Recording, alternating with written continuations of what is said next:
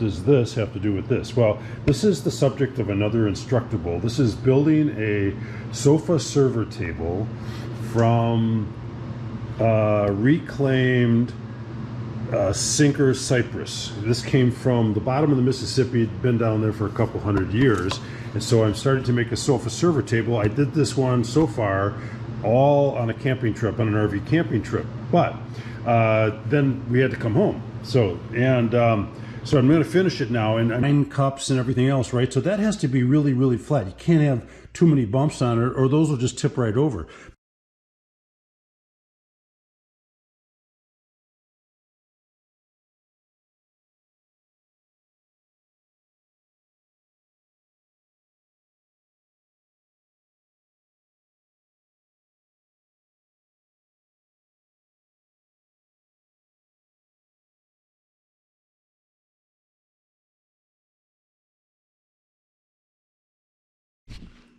I'm going to go to a larger container. Again, every time you use these, they're done. You can't redo them.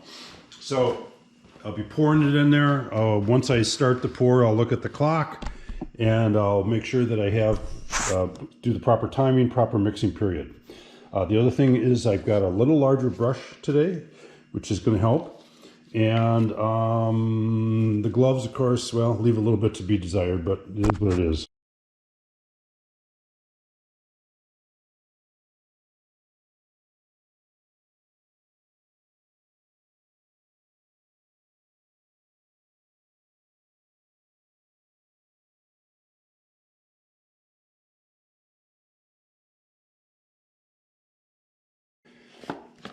So much better than yesterday. You saw the issues I was having by trying to save on a plastic container. Well, these, you can buy them in bulk. They're the liners for the painters. You buy them in the paint department, like at Home Depot, whatever. And they're not very expensive. You buy like 10 or 12 in a pack, but they really work well. They actually come in kind of handy for pouring. They're almost too big, because then when you go to pour them, you lose some along the sides and stuff, but not bad. Anyhow, it's just going to make it much easier and not going to spill as much. So I'm doing my timing here as well.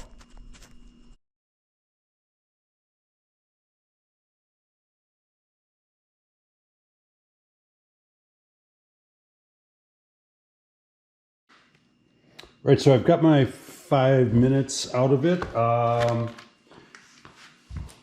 and it's looking pretty good, right? I've been scraping the sides, scraping the bottom, all changing, getting it off the stick. I don't do the 2-cup thing like they kind of show you. I don't know, this seems to have worked. So now I'm going to start the pour, and what I'm going to do, because of this large container, is I'm going to pick one corner and try to stay in that corner, and then again, that'll help reduce the waste of the pour of the stuff that's going to be along the side.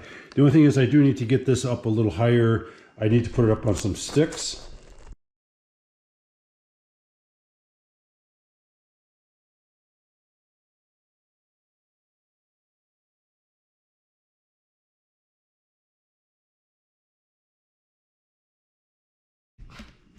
All right, I'm starting to, as I do further and further in, I start to check for level, especially on these big ones, because remember, this is self-leveling stuff.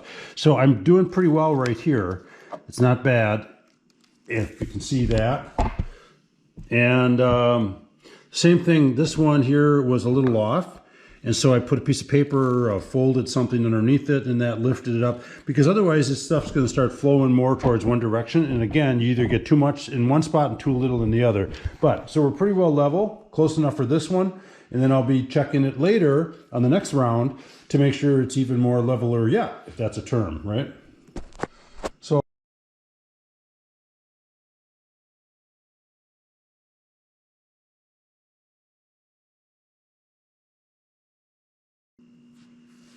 So where I'm at is this, couple of things. One, I'm having an issue in here where I had it flowing over and I wanted to stop it, so I just did what I could, right? But now when I get to actually documenting the rest of this build, and what it's going to say for joinery is it's going to say 2-part epoxy for joinery, because there's nothing holding these copper pipes in there right now except that original first pour.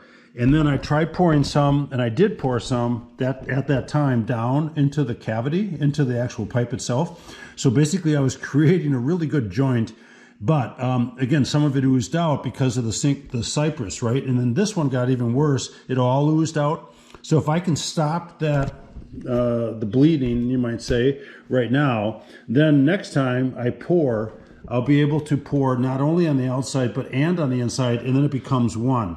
The other thing is I was taking my brush, and again, this brush is getting pretty weak right now because it just, the chemicals, right, are eating away at this thing. It's getting really floppy, and so it's not going to work. I may have to grab another one, but I think I'm pretty much done anyhow. But what I was doing is pushing that stuff up against the copper pipe, and it's basically forming kind of a curb, which between the outside and then the inside, they're becoming a really, really good tight bond. And that is the joinery. That's how this piece is being attached to the piece of wood. There's nothing else holding that. In fact, I think I was fooling around with even just seeing how it turns out if I put this stuff on the copper. And because there's actually no connection, there's no, I didn't use any solder or anything to connect those. And so by putting this on there, that's becoming the joinery of the copper to copper as well. And I just want to kind of see how it's going to look as far as the finish goes on it. Later, we will see how that turns out. But you can see major, major bubbling right here. And that's because I was working it too hard, but that's fine. I'll catch that in a second with the heat gun, right? The other issue I had on this was, again, it just continues to flow out of this cavity. I still hadn't gotten it tight enough. I can see a lot of material on the outside, like right in here. That's actually this outside stuff. That's coming from the inside. But so it's been about maybe 15 minutes since I've done the pours. Now I pulled out the Milwaukee Heat Gun hair dryers, I believe, do it. The nice thing about the heat gun is that they don't actually send out a lot of airflow like a hair dryer does, but they do send out a lot of heat. And this one even has 2 stages on it, so it's perfect for this because it doesn't blow the stuff away. It instead just heats it, which gets the job done. So I'll start with this one. This is the first time I'm using the heat gun on this pour, and you can see here I've got tons of bubbles. And so a little bit there, leave it alone, a little bit back, come back on it. Coming down on it, let go, coming down on it, let go, come down on it, let go. And then I'm gonna leave that one alone for a little while, let those bubbles come to the surface while I focus on this guy. You can see all of those are gone now. I've got a couple of bubbles there, boom, all gone, leave it alone. A lot of them down in there. Didn't get them all. Didn't get them all. Didn't get them all. Leave it alone for a little bit. I've got a lot of them down. You can't see it down in there in that crevice. And I don't want those to show later, so I am going to work on them now. But now I'll let it go. Now I'll come back to some of the other ones I did, because those bubbles are more at the surface now. Same with there. More at the surface. And again, I don't want to do it too much because you can see the stuff flow, and then you basically start creating your own bubbles. So there we go. Let it sit for a while. Maybe do a little over around just to catch stuff that isn't quite so obvious. And I'll let it sit for a while, and again, these bubbles need to come to the surface anyhow. I'm doing this one from the top.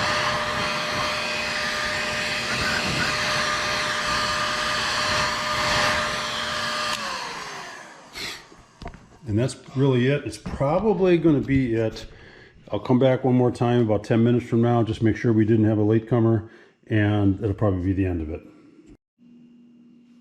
Okay, so the lighting again is different. This, from a photography standpoint or video standpoint, it's not the best, but it also brought out right here, this is that deeper part. That's the disadvantage of pouring deep, is, you know, you're going to get them, and then those are down there pretty far. So I'm going to try this. I'd like to not have them there, so I'm trying to break them up, bring them, let them hopefully come to the surface, and then we're going to hit them. And you'll see, again, sometimes you get to a point where you just can't do anything about it if you let it go. And that's why one of the reasons why you don't want to pour too thick, because then you have a chance of bubbles getting too low, and then they work their way part way up, but then it gets thicker and thicker, it starts to set, and then they just can't finish it out. So otherwise, that's it. And I would say totally done with that one for sure.